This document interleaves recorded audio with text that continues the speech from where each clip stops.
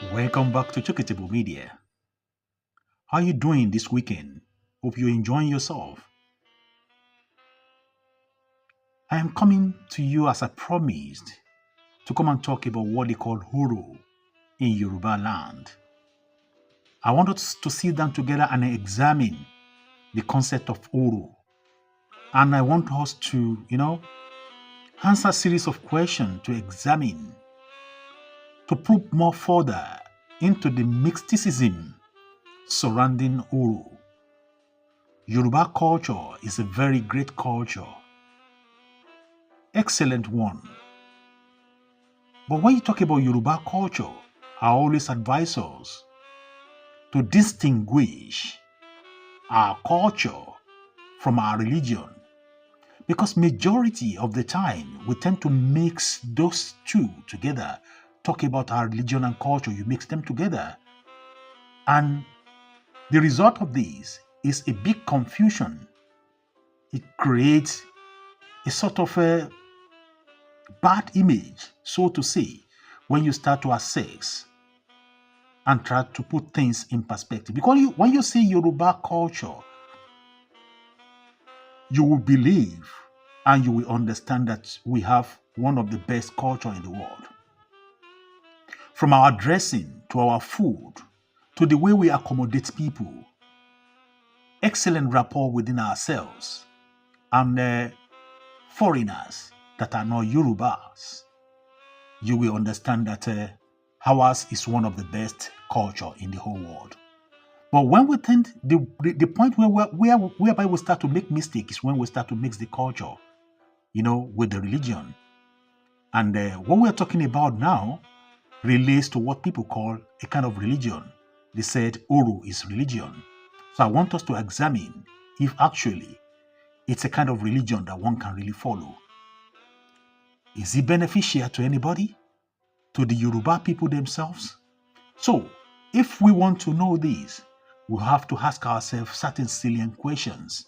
And I have several questions that I listed down right here with me before we go deeper into the main discussion of Oro and description of what was written about Oro. Now, let's go further. I have here with me, I said, what is Oro and what is it? What is the origin of Oro? I'm using this opportunity to call on anybody that knows, more about this subject I'm trying to treat, to come up and give us the answer, and without prejudice, without abuse, without running anybody down, without let's just put on the culture of the Omoluabi that we said we have when we want to examine things like this. My main aim is to move forward and to clarify issues. What is Oro? And what is its origin? When did it start? What is Oro used for? Is Oro a religion or a cult? Is Oro a deity? What is Oro used for? Why Oro and what is Oro or why Oro and its achievements? Should those who don't know or believe in it participate in it? Is it right that whenever it is out there, it should disturb other people or other religions? Has Oro ever killed innocent people? Has Oro ever killed anyone, even if it is not innocent, if it is not innocent people? Has it ever been used to intimidate, discriminate, coerce, kill, murder, and punish innocent people to the extent of brutalizing people they don't even kill? Why discriminate against women, pardon me? Does Oro practice fit for this century? Or is Oro practice out of fashion? Does Oro practice fit for this century or out of fashion? Should it be modernized? Can we discard it? Because if we need to go deeper into this subject that we're treating, we need to answer these salient questions. And I go further. Why is it that anything that has to do with Yoruba religion has to be something that has to, that associates itself with violence? I can give you examples. And part of the example is this Uru thing that we are treating.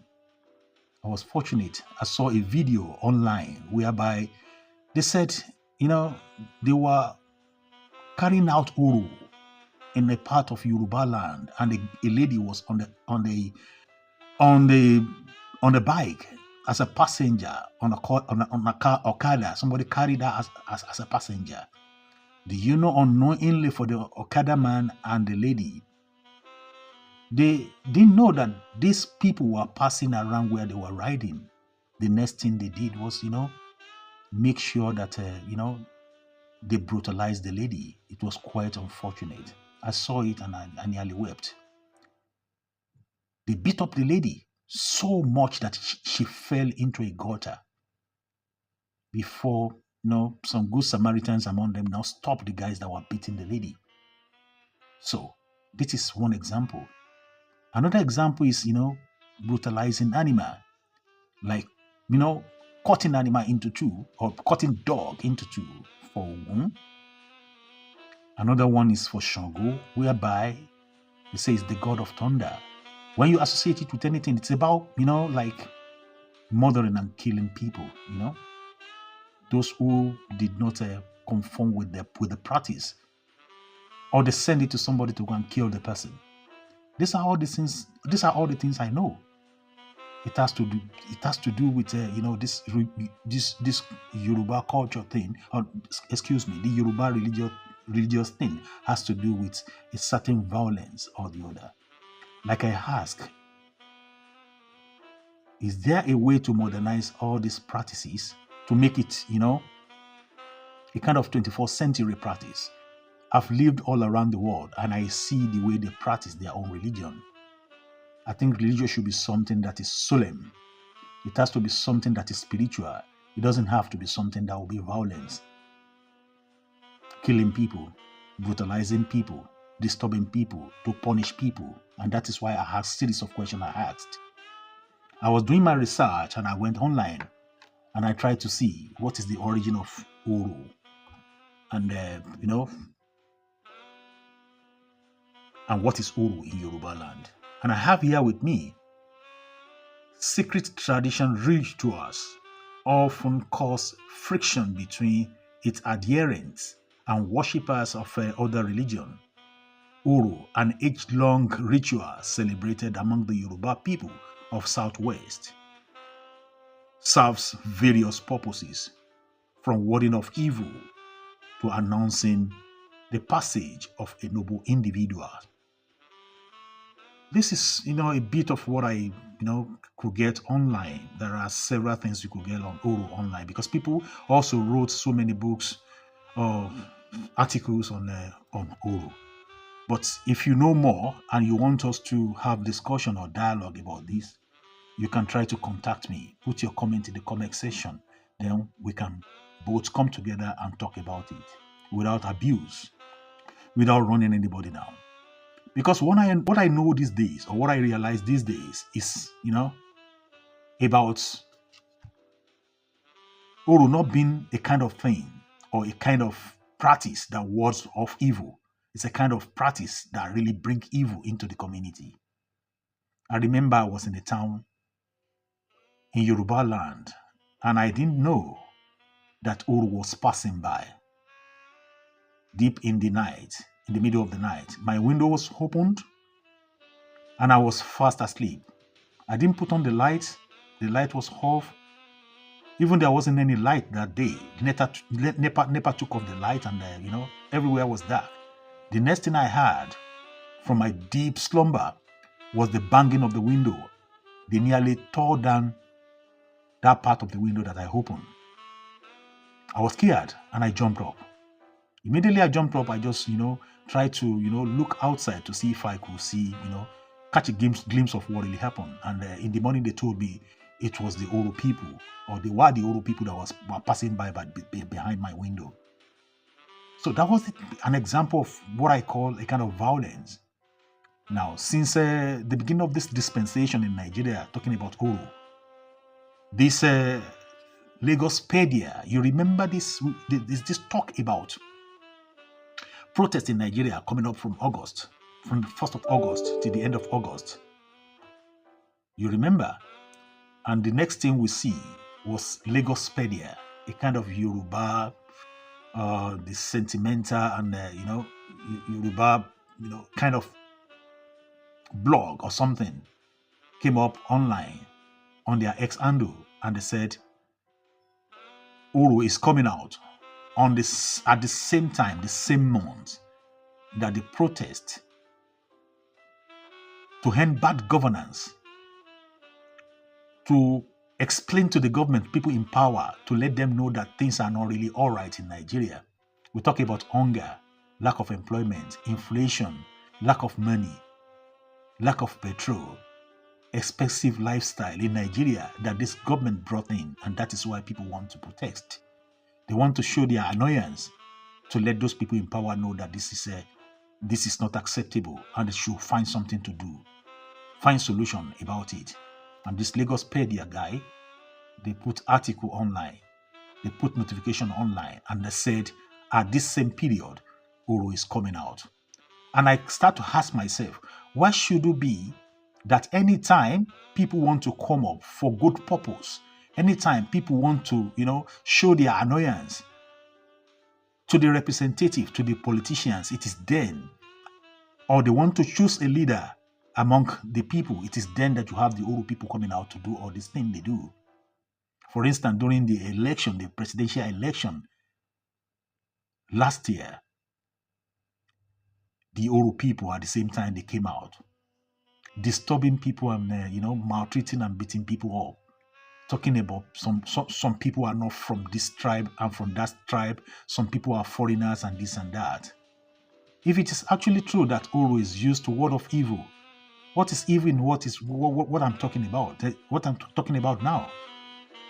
Because choosing a leader, choosing the one you want, shouldn't lead to brutalization of people. It shouldn't lead to bringing out Oro to disturb the community. And the question I asked, part of the question I asked was that, okay, why is it that Oro is averse to seeing women? What is the mistake behind it? I think all this question needs a good answer. Let's go further and examine what a writer wrote about Oro. The writer wrote and called the book the sacred book. So Oro, as he called it. The word Oro means fierceness, tempest, or provocation. That is what we're talking about. That is the description of what we're talking about. If you call it a religion. And Oro himself appears to be personified executive power. Oro is supposed to haunt the forest in the neighborhood of town, and he makes his approach known by a strange roaring noise. As soon as this is heard, all women must shut themselves up in their houses and refrain from looking out on pain of death. The Oro, or the voice of Oro, is produced by wiring round and round a thin strip of wood, some 21/2 inches broad, 12 inches long, and tapering at both ends, which is fastened to a stick by a long strings. It is in fact the instrument known to English boys as the bull roarer, and which Mr. Andrew Lang has shown to have been used in the mysteries of ancient Greece, Australia, New Mexico, New Zealand, and South Africa. No woman may see the bull roarer and live, and all women are obliged, under pain of death, to say that they believe Oro to be powerful Orisha. And to act up to that belief, they must act up. Even if they don't believe in it, they must act up that it is real. And that is the description of what we call Oro. One fi Oro. In Yoruba country, Oro is manipulated by the Ogboni society. Criminal condemned to death are sometimes given to Oro, in which case they are ordinarily never seen again, but their clothes are shown entangled in the branches of lofty tree, where Oro is said to have left them when flying through the air. In such a case, Oro is said to have devoured the body. Sometimes, however, the headless corpse of the criminal is discovered in the forest on the outskirts of the town. But nobody is allowed to bury it. Unlike Egungun, Oro only appears on its feast days, or, to use the native expression, when a town has an Oro day. The voice of Oro heard from morning till night. All women are closely confined to their houses, while Oro himself, in a long robe hung with shell and a wooden mask painted white with the lips smeared with blood, parades the town with a numerous following. In Ondo, there is an annual festival called Oro, called Orodoko. It lasts for 3 lunar months, and every night and day, women are obliged to remain within their houses from daybreak till noon, while the men parade the street, wearing the buruara, dancing, singing and beating drums, and killing all stray dogs and fowl, on which afterward they feast on. A large boulder of granite called Ulumo on the summit of hill in Abeokuta is sacred to Oro, and no one may ascend it. Just as Egungun is now used for social purposes and to preserve order in private life, so is Oro used for political purposes, to preserve order in the community at large. Yet, from the analog of other people,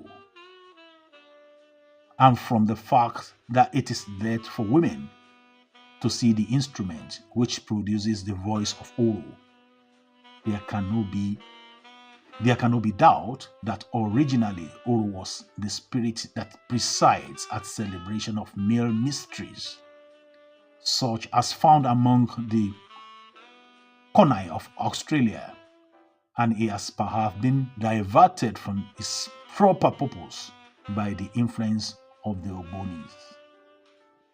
This is called from the sacred book. Furthermore, there was an argument that occurred regarding this subject that I'm treating online. People were for it, people were against it.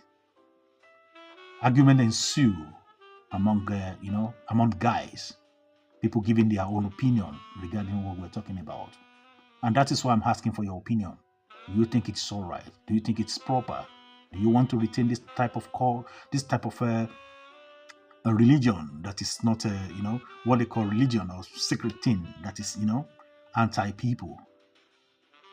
Someone wrote, Adebayo, he said, when scarecrow is used to instill fears in the minds of impressionable children, they will only grow up into paranoid adults. What is rational for being dreadful? What is rational for being dreadful method to advertise beneficial social experience? If indeed it is beneficial, thereby creating image problems and hard sell for the apologist. It is quite something, Because, who do you want to say this to? Who do you want to convince with this? It is hard sell.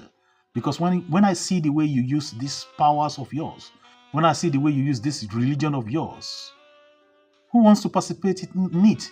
Who wants to join you? How do you want to convince me that it is all right? When I have seen something that is more accommodating and more friendly, do you think I'm going to, fall in and follow you to do this stuff? No way. That is what I garner here by the Uru apologists, who argue that the ritual procession is not as macabre as proclaimed. In other words, what is projected is not what it is. The purpose of the method is to uphold the taboos essential to continuity of the practice. This is hard sell to a discerning audience. And somebody else answered him. He said, Oduduwa festival will be done, and the whole street, even shamefully, the palace arena will be littered with nylons of all these alcoholic drinks, the wrappers of drugs. There will always be fights leading to killing at times. What a barbaric experience. All these festivals can be refashioned for generations yet unborn to meet something they can be proud of in life. Saying this, another person said, refashioned? What's now the essence when it's going to be refashioned? You want to turn your culture into an amusement for people? The questioner asked, and I want you to give the answer. Is he okay? And the description they give to this Uru thing, do you think is all right? And the purpose they use it for today, is it okay? Do you actually believe in it? Would you want this to be scrapped and discarded? Put your comment in the comment section and let us discuss. Anything that has to do with this. So for me, totally, the practice of this thing we're talking about is actually a no-no for me. Let's forget about it. So, Lagospedia, the proponent of this Uru thing that is coming out, I think they should warn the Uru people, the Oloro people, to stay away and let the people ask for their right. Because if the country is good, if the town is good, everybody will enjoy. And that is the main purpose of this protest that is going to come up in August.